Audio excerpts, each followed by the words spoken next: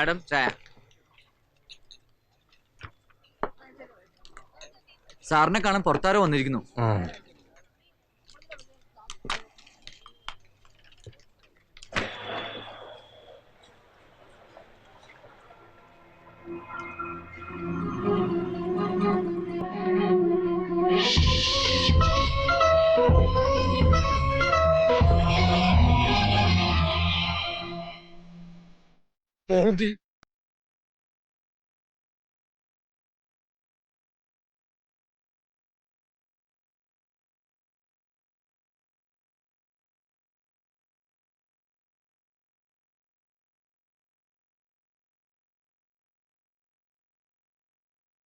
എന്താ പറ്റിയേ ചേട്ടാ?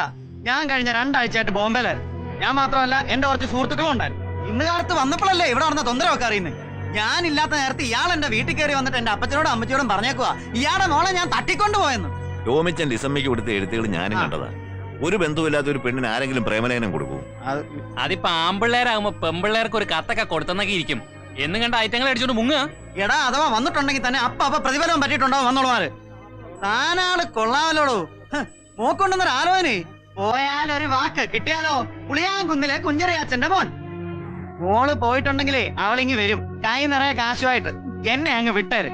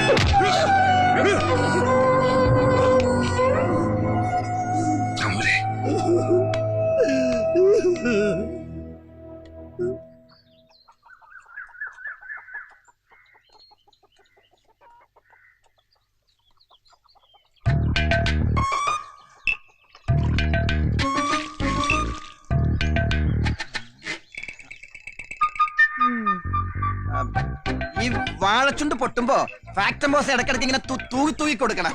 പിന്നെ ഈ കൊലയൊക്കെ വളർന്നു വന്ന് താഴെ മുട്ടും. അതങ്ങ് വിട്ടേക്ക്, അല്ലെങ്കിൽ ചെകിട് പൊട്ടും. ജോണി ചായം വരുന്നത് അറിഞ്ഞ് പപ്പ കാലത്ത് പടല എണ്ണി വെച്ചിട്ട് പോയതാ. പപ്പ എണ്ണിന്ന് പറഞ്ഞ് എനിക്ക് എണ്ണിക്കൂടെ? ഇതാ നിന്റെ കുഴപ്പം. ചുമ്മാ തെറ്റിദ്ധരിക്കും. സമയദോഷം കൊണ്ടാ.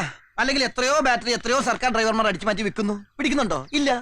കുഞ്ചുക്കണി ഞാൻ പറഞ്ഞത് അച്ചട്ടാ. അല്ല, നമ്മുടെ സഭാ നിയമപ്രകാരം ചെയ്യാൻ പാടില്ലാത്തതാ. നീ എന്നോട് പൊറുക്കണം. എന്നാത്തിനാ? നീ പുറത്തുനിന്ന് വാക്ക് തന്നാലേ ഞാൻ പറയത്തുള്ളൂ. എന്നാന്ന് വെച്ച കാര്യം പറയണ്ടേ ചായ? നമുക്ക് കഷ്ടകാല. ഓ, അതിപ്പോ നിങ്ങൾ കെട്ടിയപ്പോലെ തുടങ്ങിയതല്ലേ? നീ തമാശ കള ട്രീസേ, തമാശ കളയാൻ. എന്താ? സഭക്കാരറിയരുത്. കഴിഞ്ഞ ആഴ്ച ഞാൻ എന്റെ സമയം ഒന്ന് നോക്കിച്ചു. കുഞ്ചുക്കണിയന്റെ അടുത്തേ വ്യാഴം ഒന്ന് മാറിയാ രക്ഷപ്പെടുന്ന അയാൾ പറയണത്. ഒരു 3000 രൂപ മുടക്കിയ വേഴത്തെ ഈസി ആയിട്ട് മാറ്റാം. നീ ഒരു 3000 രൂപ സംഘടിപ്പിച്ചാടി നമ്മുടെ കഷ്ടകാലം ഞാൻ മാറ്റിത്തരാം.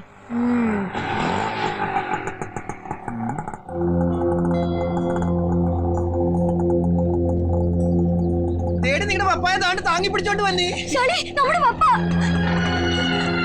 പുള്ളിക്കാരൻ എന്ന് തുടങ്ങി. പപ്പായ എന്ന് ഇങ്ങനെ തന്നെയാണോ? അരഞ്ഞു ബഹളം ഉണ്ടാക്കാതെ. പപ്പയ്ക്ക് ഒരു കുഴപ്പമില്ല. അമ്പിനിക്കൊരാളെ ഒരു ഡോക്ടറെ വിളിക്ക്. എന്നെ പപ്പ കുടിക്കാൻ വരട്ടെ. മോരുണ്ടെങ്കിൽ ഇത്തിരി കൊടുക്കടി. ഞാനിങ്ങനെ ഓറാവുമ്പോഴേ ഒരു മോരോ തൈരെടുത്ത് കുടിക്കും. ശീലയില്ലാത്തത് കൊണ്ടാണേ. കഴിക്കോ? മോരുണ്ട് അവിടെ? അല്ല ശേഖരൻ നായർ സാറേ, എനിക്കറിയാൻ മേലാണ്ട് ചോദിക്കുക. പെൺകുട്ടിയെ കാണാതായിട്ട് 1.5 ആഴ്ച കഴിഞ്ഞു എന്ന് പറയുന്നു. ഇതുവരെ നിങ്ങൾ പോലീസിൽ പരാതി തന്നിട്ടില്ല, അന്വേഷിച്ചിട്ടുമില്ല. ഇടയ്ക്കൊക്കെ ഈ കൊച്ച് ഇങ്ങനെ വീട് വിട്ട് പോകാറുണ്ടോ? ഉണ്ടോടോ?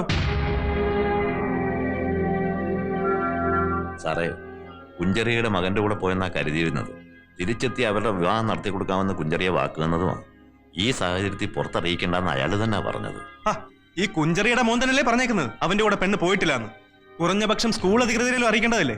സ്കൂളിൽ പറഞ്ഞിരിക്കുന്നത് കുട്ടിക്ക് സുഖമില്ലാണ്ടായി കിടപ്പിലാണെന്നാണ്. ഈ രീതിയിൽ ഈ കേസ് കോടതിയിലെത്തിയാൽ സമാധാനം പറയേണ്ടി വരുന്നത് പെണ്ണിന്റെ അച്ഛൻ തന്നെ ആയിരിക്കും. പ്രായപൂർത്തിയായ ഒരു പെൺകുട്ടിയെ കാണാതായിട്ട് 15 ദിവസം ആരാണ്ടും പറഞ്ഞ വാക്കും വിശ്വസിച്ച് മാനത്തേക്ക് നോക്കി ഇരുന്നു എന്ന് പറഞ്ഞ അത് സാറേ, കുട്ടിയെ കാണാതായെന്ന് അറിഞ്ഞപ്പോൾ തന്നെ പരാതി തരേണ്ടതായിരുന്നു. പക്ഷെ ഞങ്ങള് അയാളുടെ വാക്ക് വിശ്വസിച്ചിരുന്നു പോയി. ഒരു റിട്ടൺ കംപ്ലൈന്റ് ഇതാ, ഞങ്ങൾ അന്വേഷിക്കാം. എന്നപ്പാ ഇത്? പന്ന കഴിവറടാ മോനെ, വെച്ചേക്കത്തില്ല നിന്നെ ഞാൻ. തോന്നിയ ദിവസം കാണിച്ചേച്ച് അപ്പം കാശുമായിട്ട് പിന്നാലെ ഇറങ്ങിക്കോളാൻ. എന്റെ 5 കാശ് ഇക്കാറ്റിൽ ഞാൻ ഇറക്കത്തില്ല.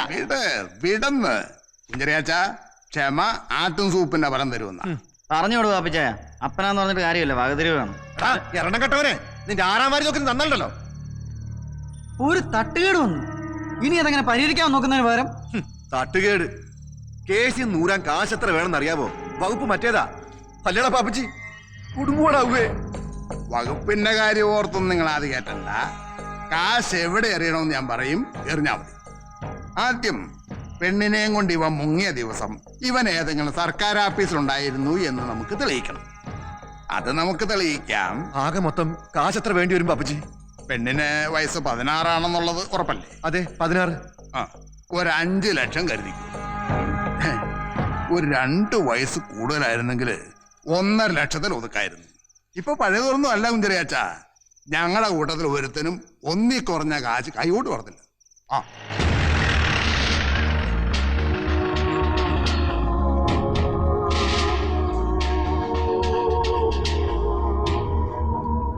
മിസ്റ്റർ ഹരികൃഷ്ണൻ, അതെ ഞാനാണ്.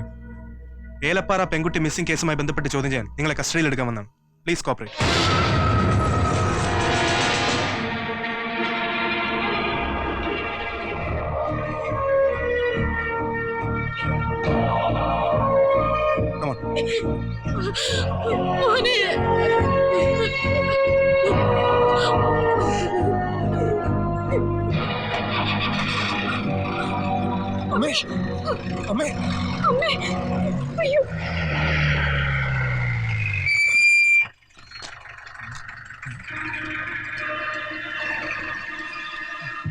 കർത്താവേ, ബാറ്ററിയുടെ തുമ്പെല്ലാം കിട്ടിയ.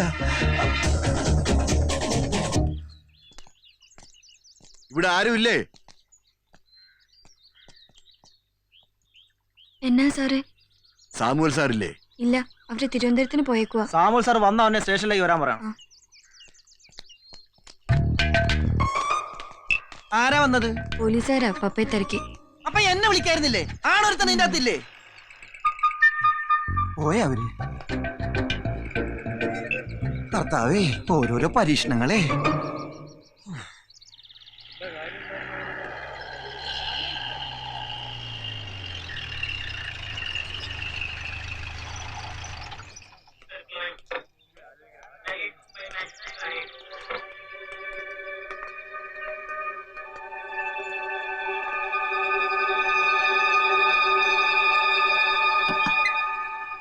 Come in.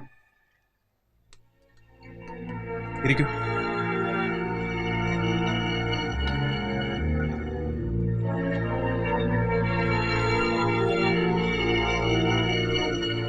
കോട്ടയം SP ഓഫീസിൽ നിന്നൊരു കോൾ വന്നിരുന്നു. ഇന്നലെ രാത്രി പന്തളത്ത് വെച്ചൊരു പെൺകുട്ടി അറസ്റ്റ് ചെയ്തു.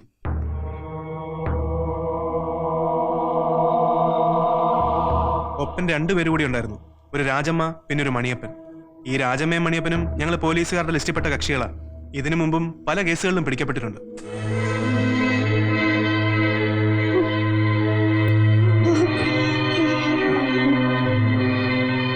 പല കൈമാറിയാണ് കുട്ടി ഇവരുടെ കയ്യിൽപ്പെട്ടതെന്നാണ് പോലീസിന്റെ നിഗമനം. പെൺകുട്ടിയെ മിസ്യൂസ് ചെയ്ത 40ഓളം ആൾക്കാരുടെ ഡീറ്റെയിൽസ് കുട്ടി തന്നെ പോലീസിനോട് പറഞ്ഞു കഴിഞ്ഞു. ഈ അറസ്റ്റ് ചെയ്യപ്പെട്ട കുട്ടി ലിസമ്മ തന്നെ ആണോ സാറേ? കുട്ടി ഇപ്പോൾ കോട്ടയത്ത് ഒരു റെസ്ക്യൂ ഹോമിലാണ്. നിങ്ങൾ ഉടനെ കുട്ടിയെ ഐഡന്റിഫൈ ചെയ്യണം. എന്നിട്ട് കോടതിയിൽ ഒരു ജാമ്യാപേക്ഷ കൊടുക്കും.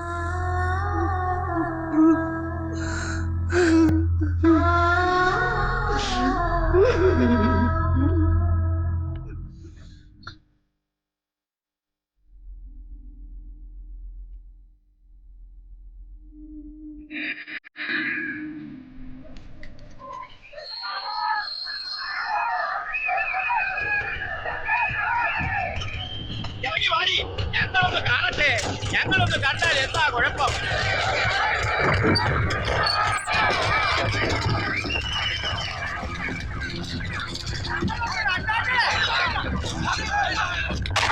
ഇറങ്ങി വാടി, ഇറങ്ങി വിടവളെ. ഒത്തിരി പേര്